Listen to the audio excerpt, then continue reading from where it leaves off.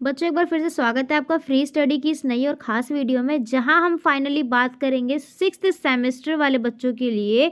और इस बार आपको पढ़ना है स्किल इन्हेंसमेंट, यानी कि आपके सेक के सब्जेक्ट में, सेक के कोर्स में किस सब्जेक्ट को आपको पढ़ना है। तो पॉलिटिकल साइंस आप में से बहुत सारे बच्चों को मिली होगी, जिसमें आपको सेक में पॉलिटिकल साइंस से पढ़ना है conflict and peace of buildings. ठीक है, यानी कि संघर्ष और शांति के निर्माण। अब आप कहोगे संघर्ष शांति के निर्माण, और इंग्लिश में तो इसका बिल्कुल अपोजिट मीनिंग है। तो देखिए, बेसिकली यहाँ पे आपको एक साइकोलॉजी, मतलब जो सोशोलॉजी का सब्जेक्ट होता है ना, उसके अकॉर्डिंग आपको यहाँ पे पढ़ाया जा रहा है।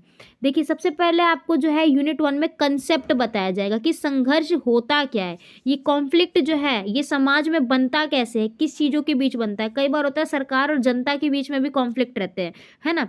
जनता समाज को नहीं समझ पाती है, और समाज में हम पूरी जनता मिलकर ही एक समाज सोसाइटी का निर्माण करती है। तो कई बार होता है सरकार जनता को नहीं समझ पाती और जनता सरकार को नहीं समझ पाती।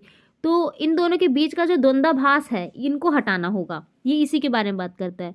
दूसरे में बोला जाएगा कि संघर्ष का क्या हम समाधान कर सकते हैं, साथ में उसकी परिवर्तन और प्रबंधन के लिए क्या क्या चीज़ें की जा सकती है, इसके ऊपर बात होगी। फिर आता है थर्ड चैप्टर इसी के अंदर, जिसमें बोला गया शांति निर्माण, यानी कि इसको किस तरीके से शांति स्थापित की जाएगी एक देश में, एक सोसाइटी में, इसके बारे में बात यहाँ पर की गई है। उसके बाद यूनिट नंबर 2 पढ़ना है, जिसमें आपको पढ़ना पड़ेगा संघर्ष के आयाम। आयाम यानी कि कई सारे प्रकार। आयाम का मतलब क्या होता है? प्रकार। ठीक है, पहलू जिसको बोल सकते हो।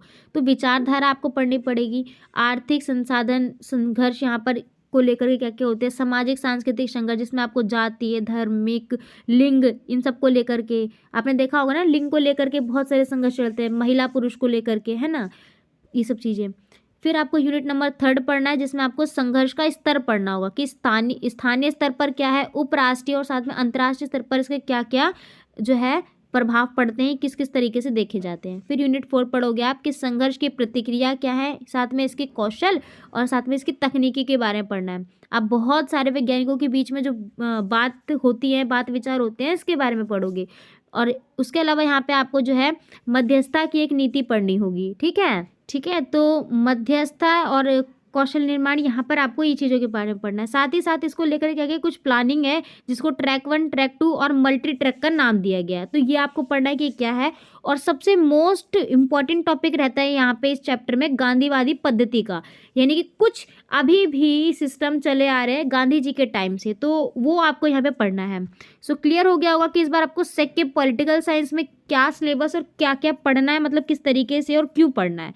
सो होप सो ये वीडियो आपके लिए बहुत ज़्यादा हेल्पफुल रही होगी।